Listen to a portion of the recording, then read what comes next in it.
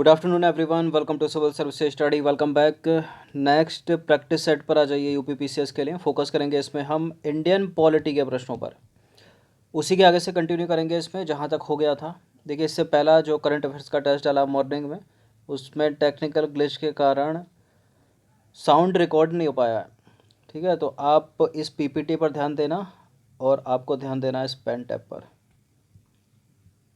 चलिए स्टार्ट करते हैं। तो क्वेश्चन नंबर 1 पर आ जाइए। कल्याणकारी राज्य की स्थापना संबंधी आदर्श दिए गए हैं। प्रस्तावना में मूल अधिकारों में, राज्य के नीति निदेशक तत्वों में, प्रस्तावना एवं राज्य के नीति निदेशक तत्वों में। बताइए। कल्याणकारी राज्य की स्थापना संबंधी आदर्श दिए गए हैं राज्य के नीति निदेशक सिद्धांतों में और प्रस्तावना में भी वर्णन है इनका। तो डी उत्तर ज़्यादा सही होगा इसका। तो देखिए, भारत के संविधान के भाग 4 में राज्य को लोक कल्याणकारी राज्य की स्थापना के लिए आदर्श दिए गए हैं।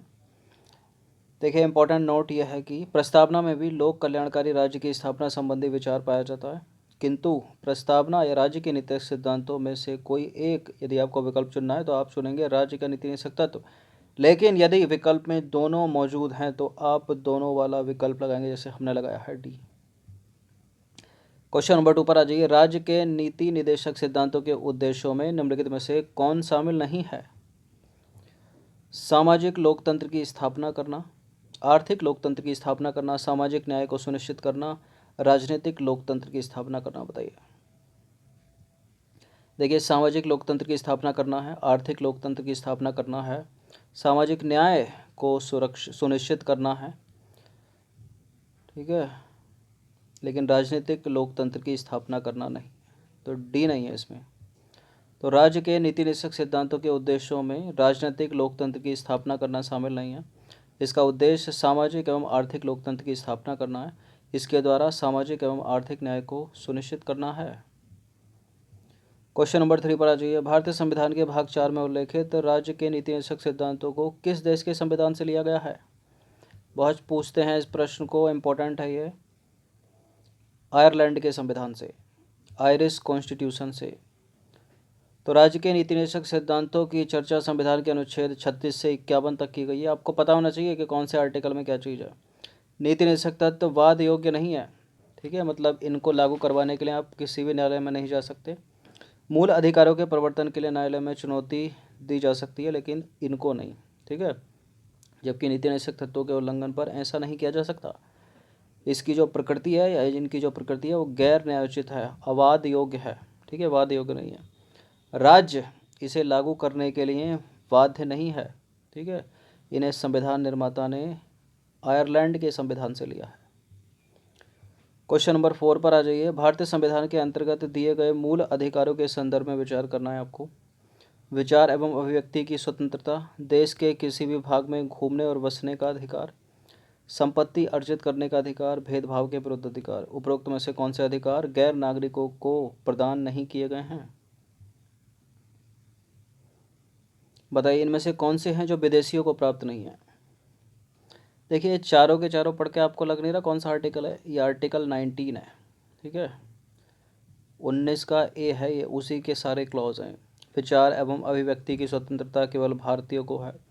देश के किसी भी भाग में घूमने और बसने का अधिकार केवल भारतीयों को है। संपत्ति अर्जित करने का अधिकार केवल भारतीयों को है। भेदभाव के विरुद्ध अधिकार भी केवल भारतीयों के पास है, ठीक है। तो ऊपर के 3 19 है और नीचे वाला है अनुच्छेद 15 आर्टिकल 15। तो सारे के सारे हैं, ये डी है इसका आंसर।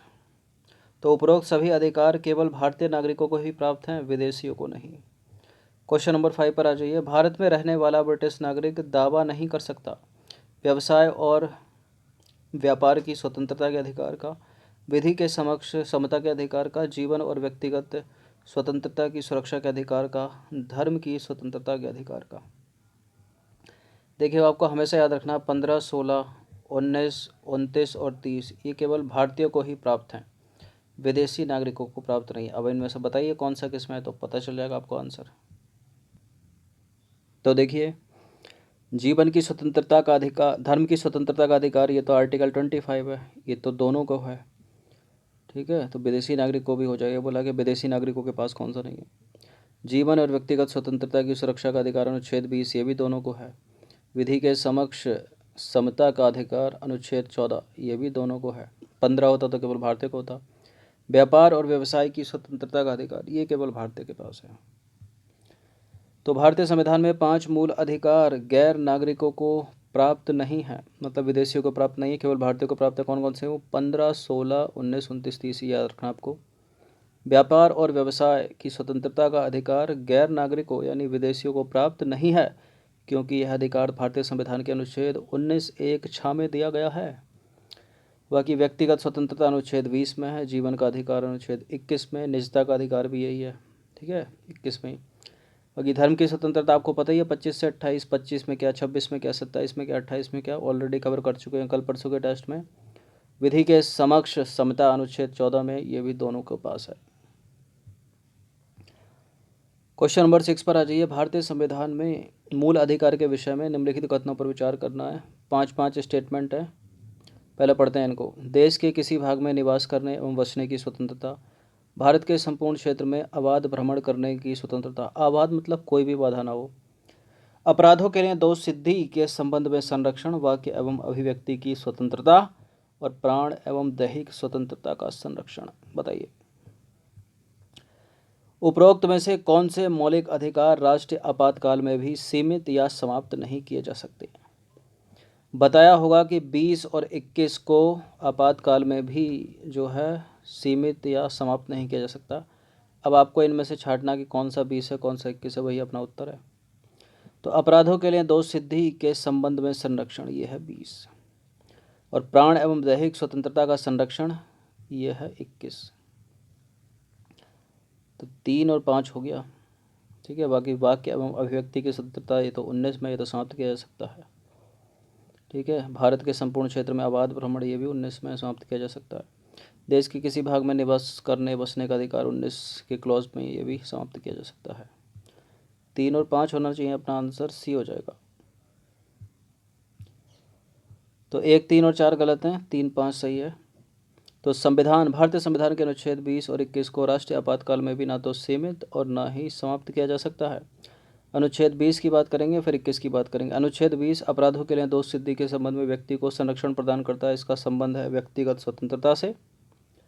और अनुच्छेद 21 व्यक्ति को प्राण एवं दैहिक स्वतंत्रता का संरक्षण प्रदान करता है, इसका संबंध जीवन के अधिकार से है। सिर्फ विधि द्वारा स्थापित प्रक्रिया के द्वारा ही इसे किसी व्यक्ति को जीवन से मतलब विधि द्वारा स्थापित प्रक्रिया के द्वारा ही किसी व्यक्ति को उसके जीवन से वंचित किया जा सकता है। ठीक है, इस चीज़ पर चर्चा की हुई, कई बार बताया होगा। जैसे कि मान लीजिए किसी व्यक्ति ने कोई जघन्य अपराध कर दिया, तो उसका क्या, पुलिस पकड़ के उसको क्या करेगी, जेल डालेगी। ठीक है, 3 महीने तक उसकी चार्जशीट वगैरह आएगी, कोर्ट में केस चलेगा। सक्षम है तो खुद का वकील कर सकता है, वरना सरकार वकील करके देगी। ठीक है, हज़ारों दिन तक केस चलेगा, उसको अपना पूरा बचाव का मौका दिया जाएगा। और फाइनली जो है, अगर दोष सिद्धि हो जाती है, वो गिल्टी पाता है वो व्यक्ति, तो उसको फांसी की सज़ा देकर उसके जीवन के अधिकार से वंचित किया जा सकता है। इसी को बोलते हैं विधि द्वारा स्थापित प्रक्रिया। चलिए क्वेश्चन नंबर 7 पर आ जाइए। बंदी प्रत्यक्षीकरण रिट के संदर्भ में निम्नलिखित कथनों पर विचार करना है। रिट को हिंदी में बोलते हैं वाद, ठीक है, या PIL। देखिए, बंदी प्रत्यक्षीकरण रिट जो है सार्वजनिक प्राधिकरण या व्यक्तिगत दोनों के विरुद्ध जारी की जा सकती है। इस रिट को व्यक्ति की स्वतंत्रता का महानतम रक्षक माना जाता है। बताइए उपरोक्त में से कौन सा कथन सही है? करेक्ट है, दोनों के दोनों स्टेटमेंट सी है इसका आंसर। तो बंदी प्रत्यक्षीकरण इंग्लिश में बोलते हैं इसको हॉबिस कॉर्पस रिट को व्यक्ति की स्वतंत्रता का महानतम रक्षक माना जाता है, क्योंकि यह रिट बंदीकरण अधिकारी को एक निश्चित समय सीमा के भीतर बंदी बनाए गए व्यक्ति को न्यायालय के समक्ष प्रस्तुत करने का आदेश देती है। कितना? 24 घंटे के भीतर। अब देखिए, बंदी प्रत्यक्षीकरण अधिनियम के अंतर्गत एक व्यक्ति को बिना मुकदमा चलाए 3 महीने के लिए बंदी बनाया जा सकता है। 3 महीने से अधिक अगर उसको रखना है तो सलाहकार बोर्ड की राय आवश्यक है। बंदी प्रत्यक्षीकरण एक लैटिन भाषा का शब्द है जिसका शाब्दिक अर्थ है को प्रस्तुत किया जाए। ठीक है, क्वेश्चन नंबर 8 पर आ जाइए। अनुसूचित जाति एवं जनजाति अत्याचार निवारण अधिनियम 1989 को निम्नलिखित में से कौन से मूल अधिकारों को प्रभावी करने के रूप में नहीं देखा जा सकता? विधि के समक्ष समानता, अनुच्छेद 15।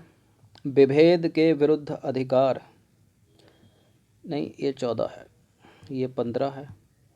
अस्पृश्यता का अंत, ये 17 है। धर्म की स्वतंत्रता, ये 25 है। तो यही है डी।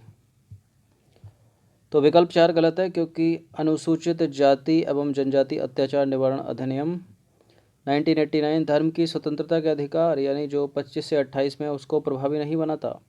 भारत के संविधान का अनुच्छेद 35 संसद को यह शक्ति देता है कि वह अनुच्छेद 17 में अस्पृश्यता के अंत के संबंध में कानून बना सकती है। क्वेश्चन नंबर 9 पर आ जाइए। भारत में 14 वर्ष से कम आयु के बालकों को किसी कारखाने या खान में काम करने के लिए नियोजन पर रोक, ठीक है, रोक है, और यह रोक लगाई हुई है भारत के संविधान के द्वारा, सर्वोच्च न्यायालय के निर्णय द्वारा। बताइए। देखिए दोनों हो जाएगा, ये सी हो जाएगा इसका आंसर। तो दोनों के दोनों करेक्ट हैं। देखिए संविधान के अनुच्छेद 24 में यह प्रावधान किया गया है कि 14 वर्ष से कम आयु के किसी भी बालक का किसी कारखाने या खान में काम करने के लिए नियोजन नहीं किया जाएगा या किसी अन्य जोखिम भरे उद्योग में उसको नहीं लगाया जाएगा। और MC मेहता बनाम तमिलनाडु राज्य 1996 में एक मामला हुआ था, सुप्रीम कोर्ट में गया था वो, ठीक है। तो इसमें सुप्रीम कोर्ट ने, सर्वोच्च न्यायालय ने निर्णय दिया था कि 14 वर्ष से कम आयु के बालकों को किसी जोखिम भरे उद्योग में नियोजित नहीं किया जाएगा। तो इसका आंसर इसलिए बी हो गया, ठीक है। मामला हाई कोर्ट में था, फिर उसके बाद गया सुप्रीम कोर्ट में। चलिए क्वेश्चन नंबर 10 पर आ जाइए। परमादेश रिट निम्नलिखित में से किसके विरुद्ध नहीं निकाली जा सकती? राष्ट्रपति के विरुद्ध नहीं निकाली जा सकती, राज्यों के राज्यपाल के विरुद्ध नहीं निकाली जा सकती, उच्च न्यायालय के मुख्य न्यायाधीश के विरुद्ध नहीं निकाली जा सकती। तो उपरोक्त में से किसी के खिलाफ या विरुद्ध नहीं निकाली जा सकती है परमादेश रिट। केवल सार्वजनिक लोगों के विरुद्ध निकाली जाती है, ये सार्वजनिक अधिकारी हो गए। तो देखिए उपरोक्त में से किसी के विरुद्ध परमादेश रिट नहीं निकाली जा सकती। यह रिट केवल सार्वजनिक अधिकारियों को ही जारी की जा सकती है। परमादेश रिट कितने प्रकार की रिट है? 5 प्रकार की, ठीक है। अनुच्छेद 226 के तहत हाई कोर्ट में और 32 के तहत सुप्रीम कोर्ट में। तो 10 प्रश्न थे इंडियन पॉलिटी के, इनकी प्रैक्टिस कम से कम एक बार कर लीजिएगा। धन्यवाद। अगले टेस्ट में इसी के आगे से कंटिन्यू करेंगे।